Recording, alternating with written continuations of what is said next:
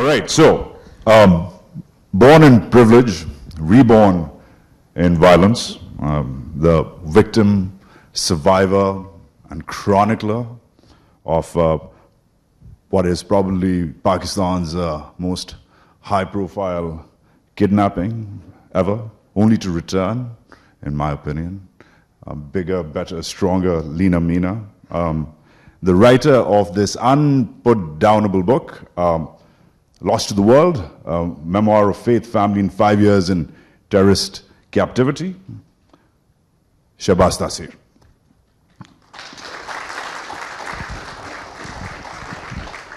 I must start with the recollection that I met Shadi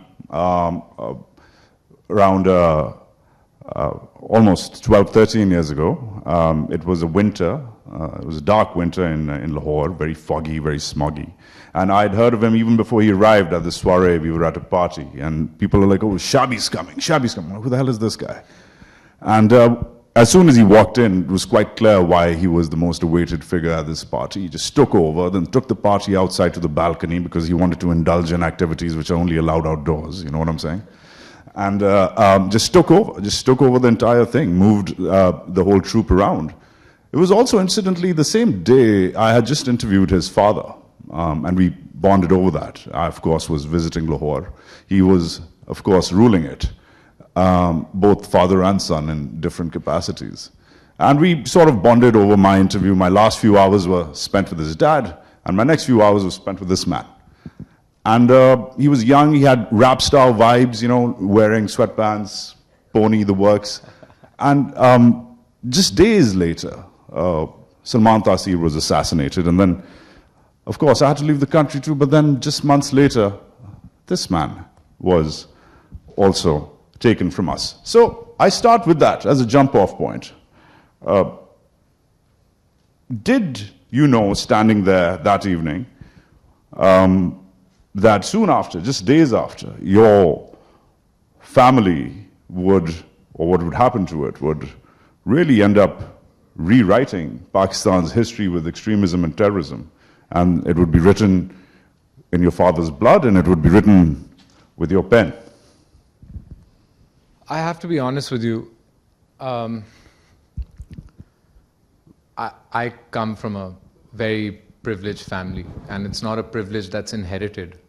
My father worked very hard for us to live the life that we do. He didn't have this privilege.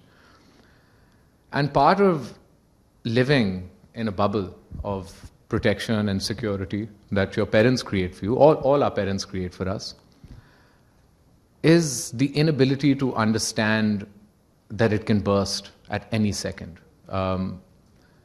Just a few days before my father was murdered, I was actually at a Christmas party with him, and he was watching a video of a Maulvi giving a fatwa against him and asking for him to be murdered. And because I was sitting with him, I had actually never heard anyone speak like this about a government member, especially someone as senior as the governor of Punjab.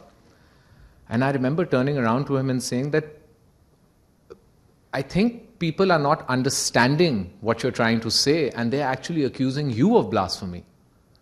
So, because we're largely a country that has a lot of illiteracy and poverty, maybe you can give your message in a different way. And he looked at me in a very, he wasn't, I don't want to say in an angry way, but in a very stern way. And he said to me that I am not answerable to you, to these Maulvis or anyone. I am the governor of Punjab. And that's not something that I inherited. I have worked my whole life to be the governor of Punjab, and my mother was Christian. Okay, and she raised me as a Pakistani Muslim, being a British Christian woman. For me, I cannot go to sleep. My conscience doesn't allow me to go to sleep. That there is a woman who has been accused and thrown into jail, and nobody is willing to help her.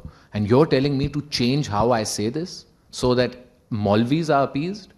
And I just, I put my hand and I was like, I'm not saying that. And when he went home, he tweeted, he was big on social media, so he said, I will not let this woman's hand go even if I'm the last man standing.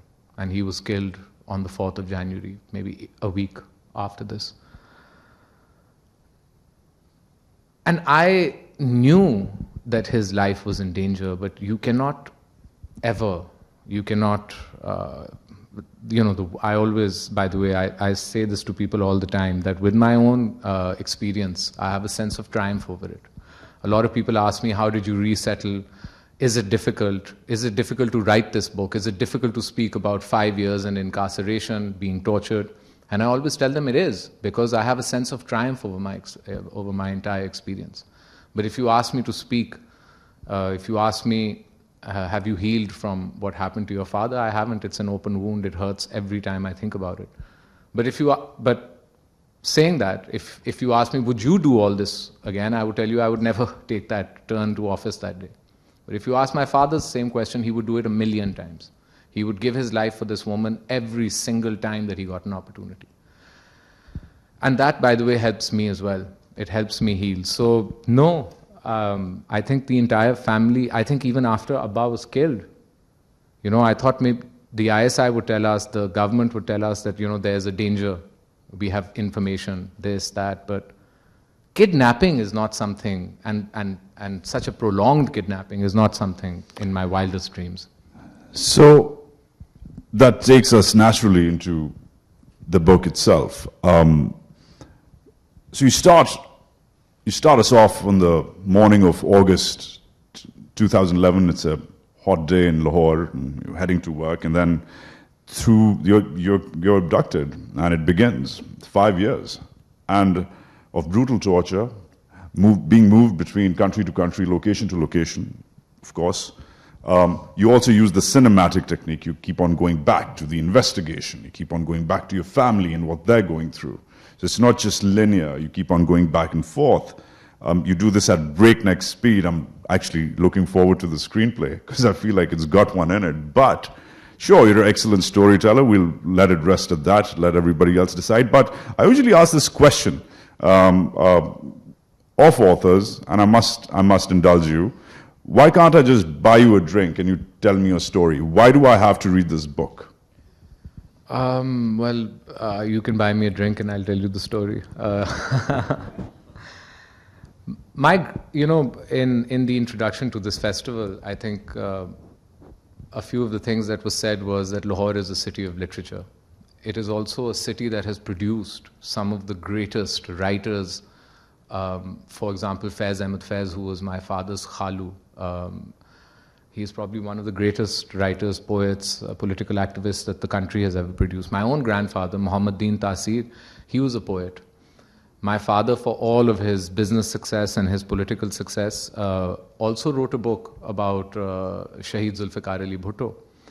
And he admired him, and Zulfikar Ali Bhutto was one of the reasons that my father actually went into politics. While I was kidnapped, I have to tell you, I always refer to certain stories as very funny, although they're quite haunting and traumatic. But it is very funny because my kidnappers, it took me a little bit of time to approach him and ask him that I would like to keep a diary. And I thought the answer would be absolutely not. Where have we heard that before? I thought the answer would be no. But, he had an ego. These people are not like, they're not even from the same world as us. And he said, of course. And he gave me a book which turned into maybe 9 or 10 diaries. And he never asked me what I wrote. He would just come sometimes and say, have you written anything bad about me? And I'd say, no, not at all. But besides that, so I kept these diaries, and, it became something I would reflect. I would write about my father. I would write about my family. I would remember my friends. One of my very close friends, Haris and Ahmed, are here. I wrote about both of them, and we were in school together. So many of my friends I used to write about. And it actually became a way of reflecting. So while I was in captivity, my group got into a fight with the Afghan Taliban. They went to war with each other. And we'll get into that. But I was taken by the other group as a prisoner, as an Uzbek fighter, so not as Shahbaz Taseer. And I lost all my diaries. So when I came back, one of the things that I wanted to do, because it's a gift actually to be here and to be alive, to have a second chance, it's a miracle for me that I can even speak to you people, having gone through what I've been through. I knew that this is what I have to do. I have to write about it so that I can, in my own head, be very proud that I followed my grandfather, I followed Faiz's uncle, I followed my father. And then, I wanted to tell this, I wanted to articulate this story through literature. I think I've been to film school, and I'm not saying that it's easy. It is a medium which is easier for people to understand, but I think when you read a book, you connect with the writer in a very personal way. And that's what I really wanted. And I'm really happy that one of the things that gives me a great sense of pride is that anyone who reads it, it's weird to say this, they don't enjoy it because it's quite a horrific book, but they enjoy it. So. It is quite dark, and you one of your lines which I had to rip and repeat here is during the it had been a couple of days since your abduction when you were now being transferred out to the northern part of Pakistan, and you write, I felt like a ghost traveling through hell. Of course, you build that up. This is when you started really realizing, this is in the first few chapters, in fact. First, you start thinking that this may be The Matrix, a pop culture reference. Then you start thinking, you start coming to terms with it, and you use the term, this is life 2.0. This is how my life's going to be. Ironically, you mentioned the last few things you've done right before. You watched The Mighty Heart with the story of Daniel Pearl, another abducted journalist, unfortunately lost his life to terrorism. And then, of course, you start doing the what ifs. What if you'd listened to your wife that morning and not gone in? What if you'd taken the other car, which allowed for your bodyguard to be in it? So there's all these snippets, but the question really is about your abduction, and this is an important one. Which part was more horrific or easier?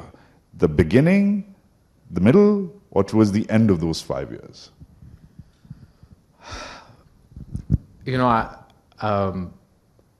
Every time I think about it, I still can't believe that this happened to me. I remember when I was put into solitary confinement, and it's a very strange thing because I'm not a political activist, I'm not a politician, I'm not a criminal. And they put me in solitary confinement because he wanted to break my mind, and he told me this, that when you spend 6 months in this hole, hopefully you'll come out completely the person that I need to. Your mother will see these videos and she'll understand that we've broken you. Now, breaking someone physically, I understand, but now they were putting me through this mental exercise or whatever. And I remember I'm a grown man. I was 27 or 26 when I was kidnapped. I was working. And I cried when my father died, but I can't ever remember crying about my situation in life. Maybe it comes also from being from a privileged background. The fear that I lived in for the first maybe year. It's something I can never explain. Because the physical pain, the torture, wasn't so bad as compared to the state that I was left in. And so I always tell people this, that look, the physical torture and the pain I can articulate and I can explain it to you. I can even make you relate to it through your own, injuries. And if you've ever broken a glass, you'll understand. My back was carved with knives, but glass cut, and you understand a cut. My nails were all pulled out. But if you play sports and you've played football and you've broken a toenail or something, and you've had to go to the hospital, and there are ways that I can make you understand the physical torture. But as Wajahat said in the beginning, I do come from a privileged life, and I lived a very happy life. I had amazing parents. I was very close to my father. I'm very close to my mother, my siblings, all of my friends from school. a university. I was a very happy and a very settled person. I've never experienced sadness or fear in my life. And to be so lonely and so alone that every memory that I had became an overwhelming burden for me. When I would think about my mother, I couldn't remember her voice, and I felt ashamed as a human being. You all have, parents. And I used to think that this is a woman that raised me. She protected me. Everything that I have in life, she fought for. She's the one. My father was a very hard man. He came from a difficult beginning. So she would fight for me to have the things that I had. Even if it was the school that I went to, she wanted me to go to the American school so that I had more opportunity in life. Because she felt that, maybe Aitchison was for another generation. And that on its own is a privilege that I can't explain. My father, no, he'll go to Aitchison. But she wanted ease. She wanted us to have things. She wanted to take us on holidays. She's the most wonderful person in my life. She is my pillar of strength, and I could not remember her voice. And when I spoke to her after 6 months, I felt ashamed to be her son because I didn't know if it's an ISI woman or if it's actually my mother speaking. And so, this kind of overwhelming burden that those memories became, my friends, I would think about them and their faces. And, you were speaking of the what if. I spent so long doing the what ifs. I spent so long being so angry and so resentful for what had happened to me. And then 6 months into my kidnapping, my kidnapper walked in one night. And he would do this a lot, by the way. Some very funny stories from these night visits. And he came in and he said, tomorrow I'm going to put you on the phone with your mother. And by the way, up till this moment, he told me everything was fine. The negotiation was going well. It was the most, I think, ransom that's been asked of anyone, anywhere. It was about $55-60 million with 25 of the highest ranking militants, right? So this is unprecedented. And then to be told that everything is going fine is also, another kind of torture. So he walks in one day and he says, your mother is refusing to negotiate, cooperate, or give the demand. I'm going to shoot you in the morning. I'm going to put you on the phone with her, and then I'm going to kill you. And I remember I spent that night, I cried a lot, but then I started praying. And I asked God to give me strength because just before I was kidnapped, I was on a flight from Dubai to Lahore and I watched A Mighty Heart.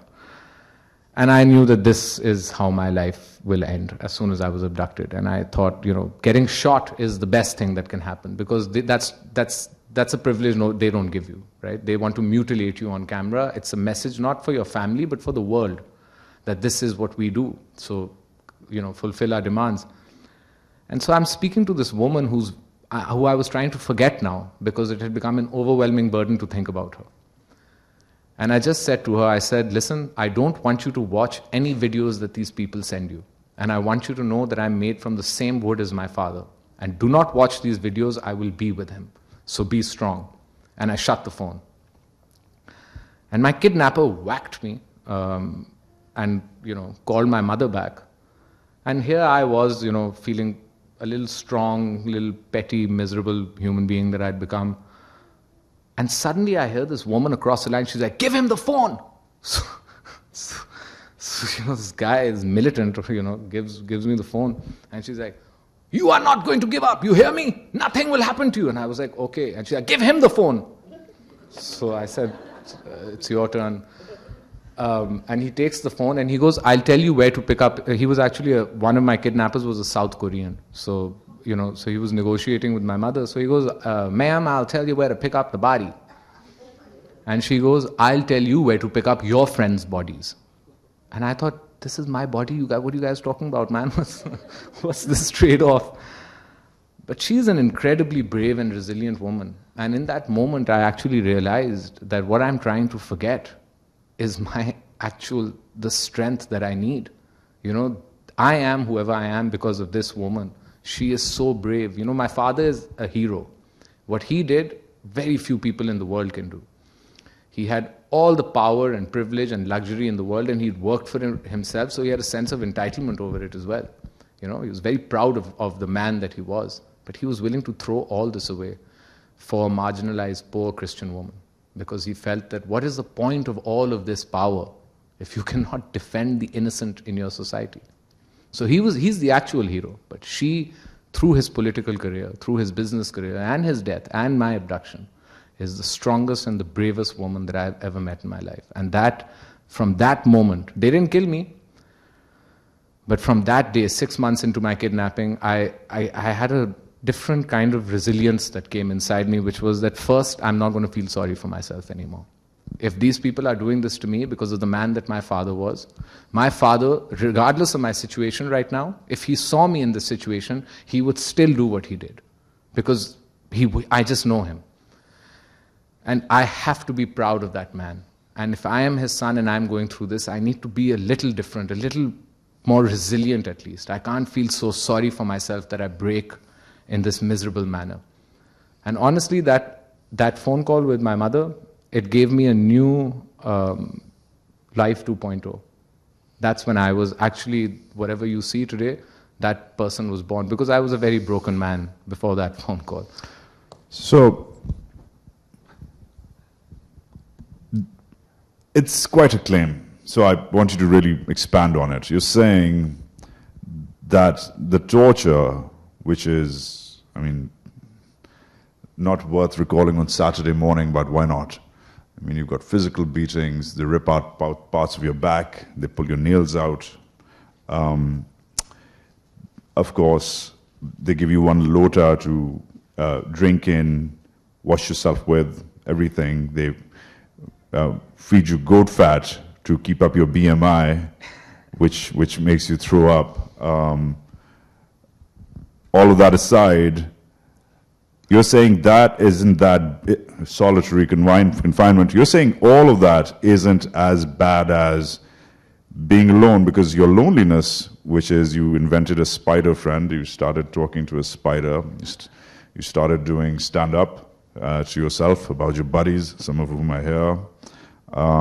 You took a fancy to the lady on the soapbox, because it was the first woman you'd seen in a while. You're saying that the torture wasn't as bad as the loneliness. Break that down. Like I said, I can make you understand the physical pain. But the way that you said it now, I'm skeptical myself. The truth is, the physical, it's not that it's easy. It's just, I was helpless. I've never felt so powerless in my life. And it's an abuse, it's a way of being abused that very few people in the world can understand it, because, you know, your entire being, like, when they would pull, they wouldn't pull it, they would basically take flesh from my back and then they would just cut it. And they would try and make me eat it. And this was all happening on video. And whether it was pulling out my nails, carving, they used to take a blade or a knife and just cut my back and throw salt on it. It's all quite horrific. But the worst part about being tortured wasn't the pain. It was it was very dehumanizing and very humiliating and very painful. But I knew after every single thing that happened to me, a video would be sent to my family. And that was something that still hurts till today. The fact that, you know, my younger brother, my younger sister, my mother, you know, people that I love had to see me like this. It's one thing for this to happen to you, and then it's another thing for other people to physically see this happening to you. And I have to say they're very brave, and their bravery has helped me heal from that pain and that burden. But being alone, completely by yourself, is a kind of pain that's even worse than physical torture. You very quickly realize, firstly, the resentment and the anger, that's where it comes. When you're just by yourself and the what if I'd done this? And then the what if turns into why. Why did this happen to me? Why me? In the whole world, there's so many Pakistanis. You know, why am I the one who's being brutalized like this? And it breaks you down. And I felt like, you know, if your being is glass, if you're made out of glass, I felt myself smashed into a million pieces. And I wanted to take the worst part about, by the way, about the solitary confinement, about being in solitary confinement was, while I was being physically tortured, I never wanted to take my own life, per se. I'd get tortured, it would be filmed, I would cry and sit in a hole, heal, next day, same thing. Repeat. I think 8 months. I was beaten or tortured on video every day. But in solitary, I wanted to take my own life. And I have actually a tattoo of my wife's initials, where I used to put the blade every time I went to the bathroom. And the worst part was I couldn't do it. So I felt embarrassed of myself, and I felt like, what kind of a human being are you that you can't even, you're living like an animal, you're being butchered like an animal, and you can't even find the strength to, end this. You have the power to end it. So I went into this hole, and it was just dark, and it consumed my entire being. But when I did put that blade right here, and I built the strength to pull it and finish this, I didn't do it, like I said, and I was embarrassed of myself, and I actually opened the Quran as a distraction. There's something wonderful about that book. Every time, and this is for me, every time I would open it, it would almost speak to me and guide me. And I opened it randomly, and there was a ayat that said, to be hopeless is to leave Islam. And I thought, what the hell, I'm being mutilated, I just almost took my life. Why is hopelessness now my enemy as well? The least I can be is hopeless. I'm in a pretty hopeless situation. And then I read this terrorist called Sayyid Qutb, who was actually the founder of the Muslim Brotherhood. So you have to be a little wary of my literature as well. It's a horrific book. Limited options. But there was a wonderful explanation that he'd given about this ayat in particular. And what he said was that you are just an ordinary being. God is divinity itself. How can you give up on the power of miracle? When you're hopeless is the only time you must be, open to God's mercy and His miracles.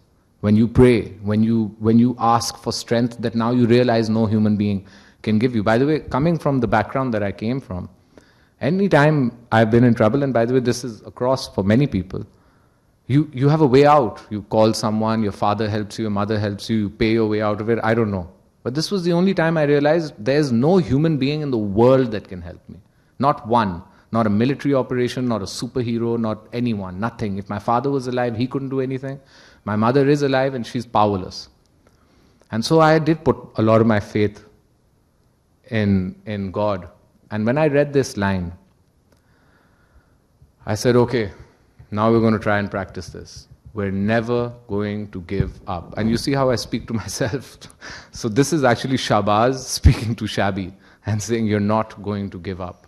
You're going to fight for your next day, fight for your tomorrow. And when it comes, we're going to fight for the next day. We're not going to die unless the elements kill us, or you are not going to do this. And it's the best thing that ever happened. 3 kids now, well, 3rd on the way, a beautiful wife. All of you, I get invited all over the world to speak and tell this miserable story. I know you capture that scene quite well, to your point. You make us laugh about it, which is quite mighty of you, but they gave you a blade because you were looking like hell, you hadn't shaved. They gave you a blade and you tell the story. They told you to clean yourself up and you finally had a blade at your hands, and then you had that moment and you stopped, of course, or built yourself up to stop, and then you discover the Quran, you rediscover yourself. But then I'm going to start propelling through the narrative. I think there's a lot of introspection here. Let's do some scenes. There's a great scene, just to build up the mood a little. So now our friend is now a theologian, self-taught, and he starts debating the Quran, Islam, jihad, with his captor. Who's a mufti? And the commander of the IMU, the Islamic movement of Uzbekistan. I can't say I've made the wisest choices my whole life. So tell us about that. So you start debating Islam with Islamist terrorists while you are in their captivity over breakfast. So, that's one way to look at it. So I have to tell you something. As I read the Quran and as I understood Islam, I realized that they are not Islamic terrorists. They're militants, they're terrorists, and they have nothing to do with Islam. A lot of people ask me this, that, like, for example, how do you debate with them and what do you debate about? So one of the, I don't know if you all remember, I believe it was 2014 when the Karachi airport, for those of you that are Pakistani, there was an attack on the Karachi airport, on the trade cargo terminal. And 19 young boys attacked it, and they were all from the IMU. So actually, while they were being trained for this attack, I was with them in Miransha, in Mir Ali. And they had just come from Uzbekistan. The oldest of them was 21, and the youngest was 17, right? Now, they're just children, right? 21, you're still in university, and you barely have, you can't even earn your own money. You're a kid, okay? Even if by law, you're not, you're just a kid. I was 21, so I know. And I remember my kidnapper was telling them what an unbelievable act it is to detonate yourself and kill these people. So I asked him something. I said, he was a mufti, so he actually gave the fatwa for suicide attacks and through Islamic texts. And how it works is, so the irony of it is, when you read the Quran, it's not written chronologically. It's compiled for you to understand it. It's not written chronologically. Like the first ayat that came to the Prophet is not how the Quran starts, right? It's got a Meccan period and a Medina period, and it takes you so that it's easier for you to understand Islam and how it came down. So it starts off with a very important line, and it says, "Enter into this religion fully and leave the word of man." And throughout the Quran, when you read it, it keeps telling you to not listen to, this book will explain itself, do not listen to another man. And what we've done is, through the years, we've put kind of a degree in Islam, right? So you can become a Maulvi, a Mufti, and a Qazi. And a Mufti can give a fatwa, which is like his understanding of the law, and a Qazi can okay it and judge someone underneath it, right? Whereas God tells you, do not even listen to the word of man. Now his word is being told to you by men in a form of law. So he goes to me, the reason that we do that suicide, I mean, it wasn't such a casual conversation, but I'm just trying to sum it up for you. He goes, the reason that we carry out suicide attacks is because the weaponry that the West uses against us, we can't counter it, right? So they've got jets and they bomb us and they kill our women and they kill our children, and we're powerless. We can't do anything. So the only thing we can do is pack a bag full of explosive and hit them. I said, so what you're saying is that what is happening to you currently is worse than what happened to the Prophet and his companions, correct? So he says, what? That's ridiculous. What happened to the Prophet and his companions is endless. It's till the end of time. I said, I understand that, but obviously your pain is worse because not the Prophet, not one of his companions was a suicide bomber. So if your pain must be worse, right? Even though in the Quran it says that the Prophet, what happened to him and his direct companions is a lesson for every Muslim, to whether he's being persecuted, whether whatever he's going through. And I said, surprisingly, a lot of it is about when they weren't in power, right? He lost his wife, he lost a lot of his companions. The first Shaheed in Islam is an old woman who didn't even know anything about Islam. She just knew the kalma, La ilaha illallah Muhammadur Rasulullah. That's it. She didn't know any ayat, she didn't know how to pray. How to pray wasn't even told to you then. They put a rock on her and they killed her in the desert because she refused to leave the kalma. So I asked him, I said, obviously your pains are much worse, which is why you're giving these kids this fatwa to go and do this. You can't do it. What you're doing is against the Quran. And God has told you can't take your life, and there are 1,000 reasons for it. What are you doing to these kids? And the kids were there as well, 19 of them. And kind of now, we're going in 2 days to to heaven, and you've just come between us and our hoors. So, but I thought it was important I thought it was important to take him on because How did that go down eventually? I have to tell you, by the way, I found that the guys in ISIS and Taliban are much more open to debate than, say, some of the people in our society.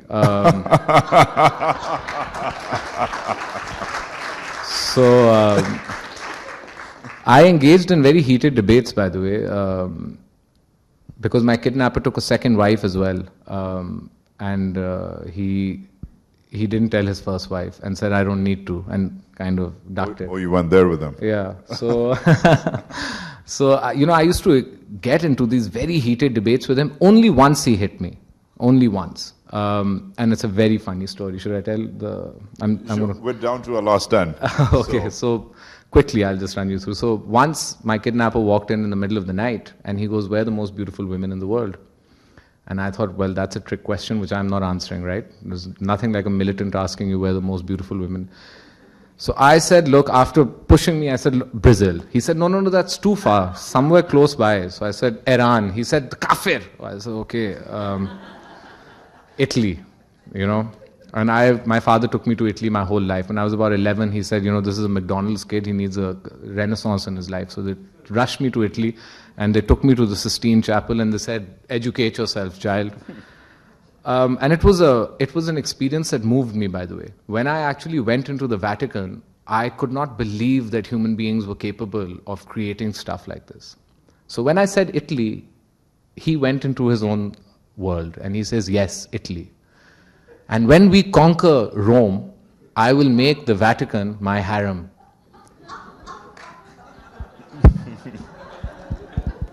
Many years later, we were bombed out of Pakistan by the military. They carried out this operation called the Zarb-e-Azab.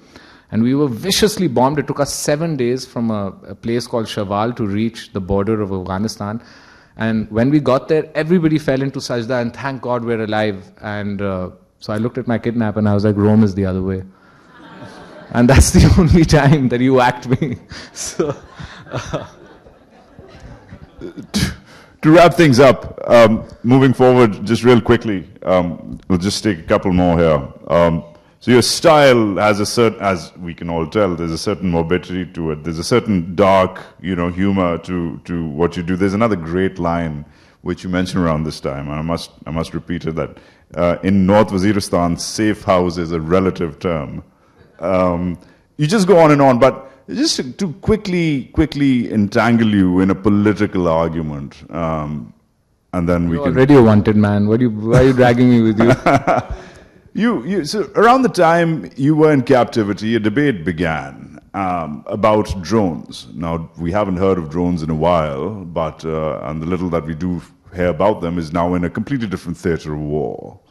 Ukraine, Russia, etc. But drones, 10 years ago, around the time you were in, had become, in this city, in this very room, there was a debate about drone warfare, collateral damage, the inhumanity of remote killing done by some guy sitting in a desert, treating real people like a desert in the Mojave, and treating people in Afghanistan, Pakistan like a video game. And yet, you come out, you're the survivor of two drone attacks, and yet, you barely made it out. And yet you are for drone strikes, and that is quite that's quite divisive of you. Yeah. I thought, not just divisive. That's quite a divisive position to take.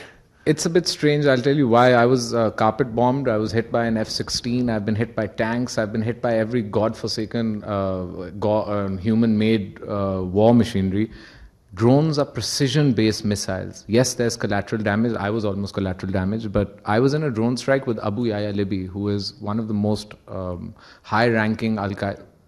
Number 3. Yeah, number 3 in Al-Qaeda. And he actually escaped from Bagram prison in Iraq and made it to be killed right next to me. They hit his house, and I managed to be taken out of there. And then when they pulled him out of the rubble, they hit the strike again, and nothing except that area was damaged. Now, because I lived in Meeradi, and the Pakistan army would come in with helicopter gunships and just destroy, there was an attack at a checkpost. Now, they don't know who carried the attack. They have sent 4 gunship helicopters into Meeradi that are hitting everything under the sun. So it's not that I'm pro drone strikes. I'm very anti-war. But in a conflict, I believe precision-based weaponry is better than, clear the world. And I have been, by the way, in a carpet bombing. I ran from being carpet bombed by I think it's a C-130, an American plane. And let me tell you something, when I saw the effects of it, so I was on the other side of the mountain and it was hitting the other side, and I have never prayed so much to God for someone to save me. And I spent the night in a cave in the mountain because it was more dangerous to be outside. But just imagine a mountain being bombed and you're in a cave in it. So that's why I'm a bit pro precision-based military operations than non-precision-based. I think I'll give that to you, given personal experience. But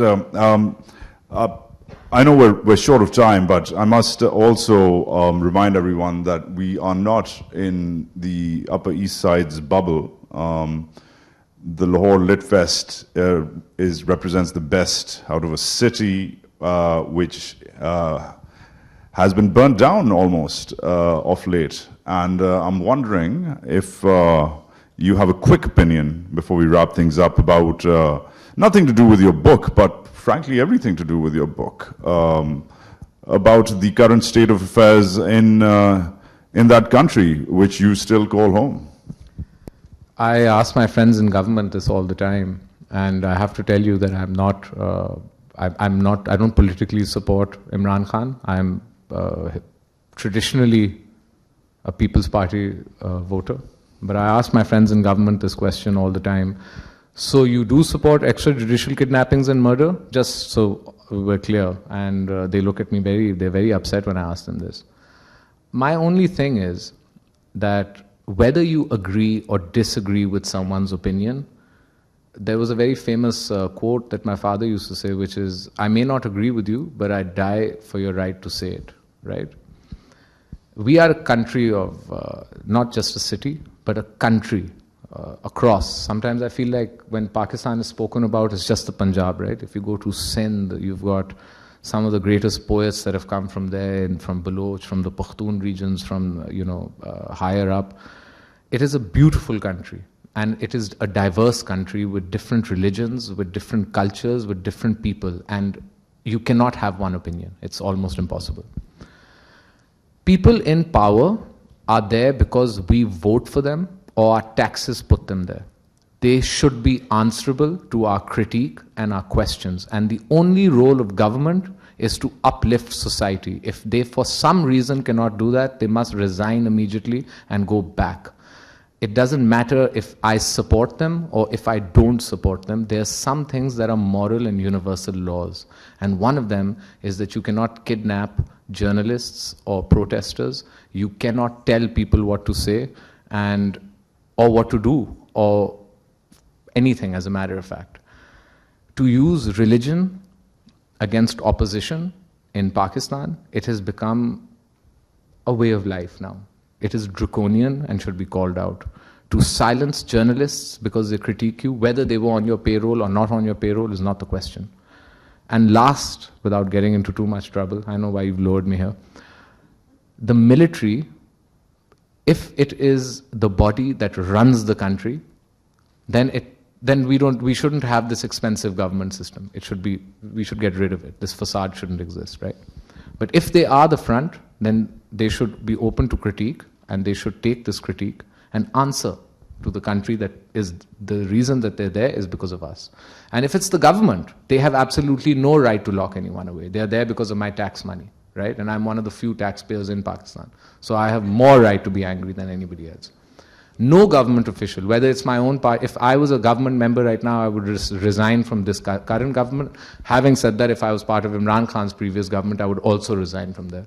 So that's why I'm not part of any government. But this is what I'll leave you with this. The role of laws. My father was killed because he stood up to the most draconian law in Pakistan. Okay? All laws are made. They're not God laws. They're not made by God. These are made by men in an assembly. Okay? These laws are there to uplift you. If there is a law that is destroying humans, citizens of Pakistan, minorities in Pakistan, there's no need for this law. And then the government is there to uplift you. It's to make your life better, to make sure that you get health, the best education for your children. Unfortunately, that's not the case in Pakistan. But all of the government officials, their children get the best education and best healthcare. So this is the only thing that I leave you with. I am a bit too outspoken. It's partially because I am my father's son, and Wajahat knows this. I don't have any allegiance to any party. My allegiance is to the people of Pakistan and my country. And if that means we get into some trouble for saying the things that we say, so be it.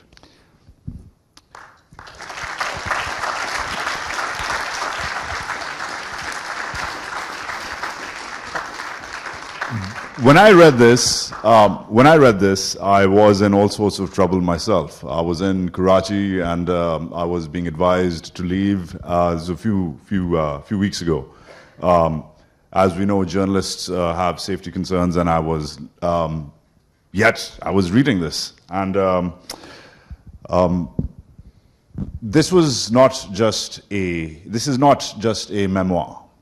This is also a travel diary, but it's also not just a travel diary. I thought you said travel diary. I was going to say it's also a travel diary. It's also a travel diary. It's not just a travel diary. It's also a lament.